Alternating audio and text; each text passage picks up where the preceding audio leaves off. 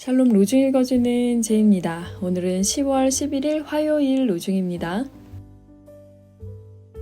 이제 주님의 거룩한 처소 하늘에서 굽어 살피시고 주님의 백성 이스라엘에게 복을 주십시오. 신명기 26장 15절. 시므온이 말하였습니다. 내 눈이 주님의 구원을 보았습니다. 주님께서 이것을 모든 백성 앞에 마련하셨으니 이는 이방 사람들에게는 계시하시는 빛이요 주님의 백성 이스라엘에게는 영광입니다. 누가복음 2장 30절에서 32절. 우리를 지켜보시는 주님 앞에 겸손하게 서는 하루 되세요. 샬롬 하올람. 어제가 대체 휴일이어서 오늘이 한 주의 시작 같습니다. 주중에 휴일이 하루 있으면 주말이 되게 빨리 돌아오는 느낌이에요.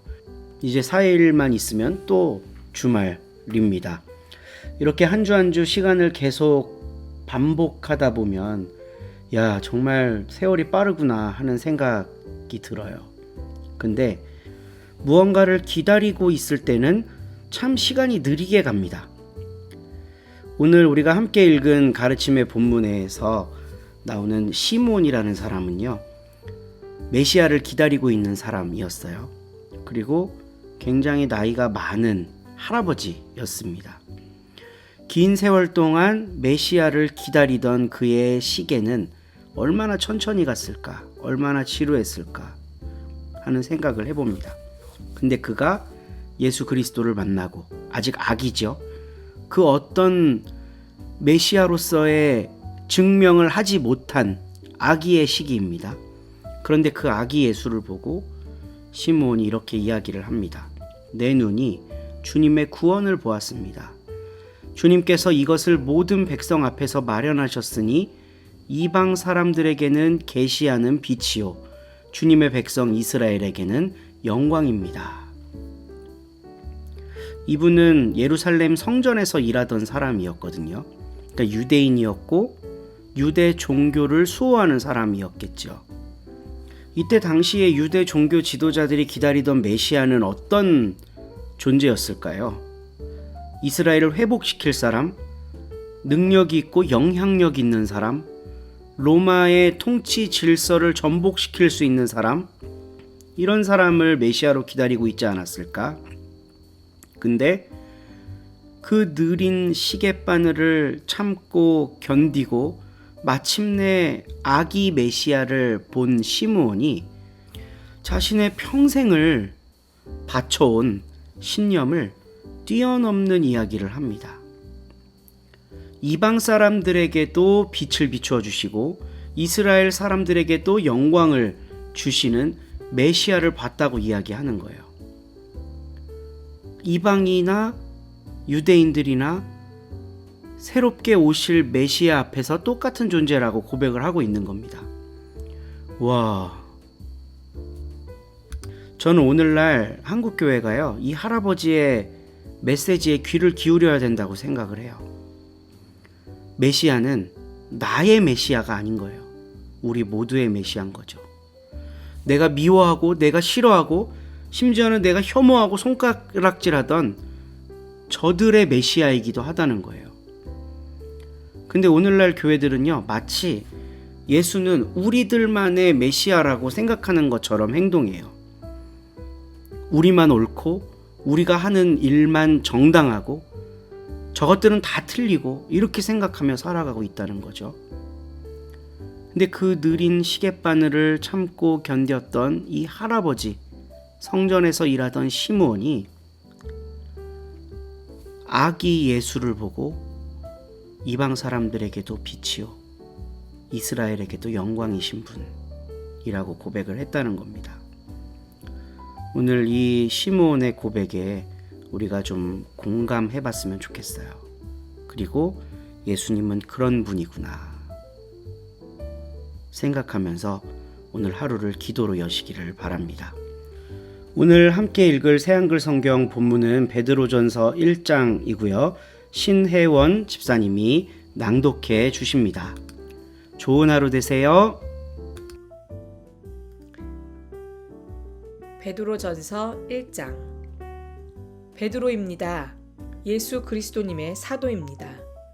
선택받은 분들, 곧 폰투스, 갈라티아, 카파도키아, 속주 아시아와 비티니아에 흩어져 사는 체류자들인 여러분에게 이 편지를 보냅니다. 여러분이 선택받은 것은 하나님 아버지의 미리 아심을 따라서 성령님의 거룩하게 하심으로 된 일입니다. 여러분으로 하여금 순종하게 하시고 예수 그리스도님의 핏부림에 참여하도록 하시기 위해서였죠. 은혜와 평화가 여러분에게 더해지기를 빕니다. 찬양 받으시기를 빕니다. 하나님, 곧 우리 주 예수 그리스도의 아버지는 하나님은 자신의 크고 한결같은 사랑을 따라 우리를 다시 태어나게 하셨습니다.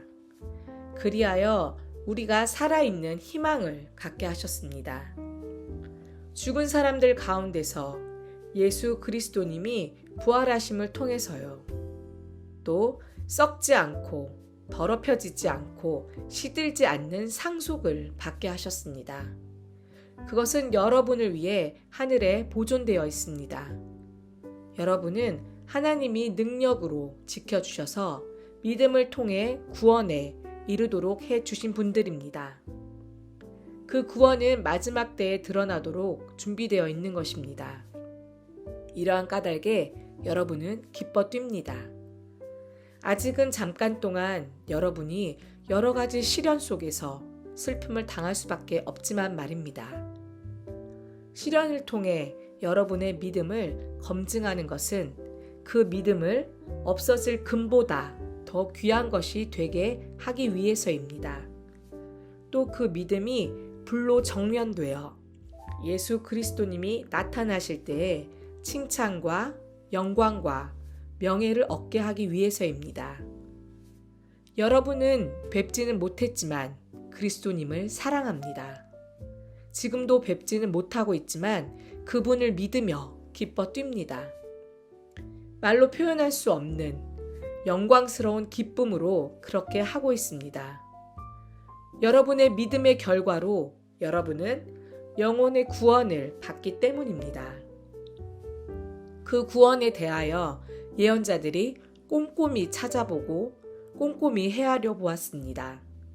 곧 여러분에게 내릴 은혜에 대해 예언했던 예언자들이요.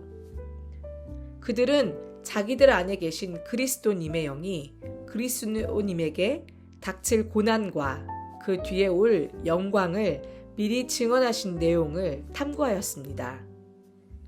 그것이 누구에 관한 것인지, 어느 때에 관한 것인지를 말입니다. 그들이 받은 계시에 따르면 그들이 섬긴 그 일들은 자기 자신들을 위한 것이 아니라 여러분을 위한 것이었습니다. 그 일들은 이제 여러분에게 알려졌습니다. 하나님이 하늘로부터 내려보내신 성령님을 힘입어 여러분에게 좋은 소식을 전해준 사람들을 통해서요.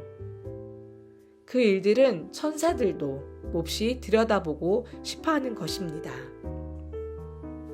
따라서 여러분은 마음의 허리를 졸라매고 정신을 맑게 하십시오. 예수 그리스도님이 나타나실 때에 여러분에게 가져다 주실 은혜에 전적으로 희망을 거십시오. 순종하는 자녀로서 여러분은 예전에 몰랐을 때 품었던 욕망에 맞추어 살지 마십시오. 오히려 여러분을 불러주신 거룩하신 분을 따라 여러분 자신들도 모든 행실에서 거룩해지십시오. 성경에 이렇게 적혀 있기 때문입니다. 너희는 거룩하게 되어야 한다. 내가 거룩하기 때문이다. 겉모습을 보고 사람을 차별하지 않으시고 저마다 한 일에 따라 심판하시는 분을 여러분이 아버지라고 부르며 기도드립니다. 그러므로 여러분은 이 땅에 몸부쳐 사는 시간 동안 두려운 마음가짐으로 처신하십시오. 아시다시피 여러분은 여러분의 조상에게서 넘겨받은 헛된 행실에서 풀려났습니다. 그런데 그리 된 것은 썩어 없어질 것, 곧 은이나 금을 통해 된 것이 아닙니다. 오히려 귀한 피, 곧 흠도 없고 티도 없는 어린 양 같은 그리스도님의 피를 통해 된 것입니다. 그리스도님은 세상의 기초가 놓이기 전에 미리 알려져 계셨는데 여러분 때문에 시간의 마지막 때에 나타나 보이시게 되셨습니다. 여러분은 그분을 통해 하나님을 믿는 사람들입니다. 하나님은 죽은 사람들 가운데서 그분을 일으켜 살리시고 그분에게 영광을 주셨습니다. 그래서 여러분의 믿음과 희망은 하나님께 있습니다. 여러분은 진리에 순종함으로 여러분의 영혼을 깨끗하게 하였고 꾸밈없이 형제 자매를 사랑하기에 이르렀습니다. 그러므로 깨끗한 마음으로 서로 끊임없이 사랑하십시오. 여러분이 다시 태어난 것은 썩는 씨가 아니라 썩지 않는 씨로부터 된 일입니다. 곧 살아있고 계속 남아있는 하나님의 말씀을 통해서 된 일입니다. 따라서 모든 생명체는 풀과 같고 생명체의 온갖 영광은 풀의 꽃과 같다. 풀은 마르고 꽃은 떨어진다. 그러나 주님의 말씀은 영원히 남아있다. 이것이 여러분한테 좋은 소식으로 전해질 그 말씀입니다. 아멘.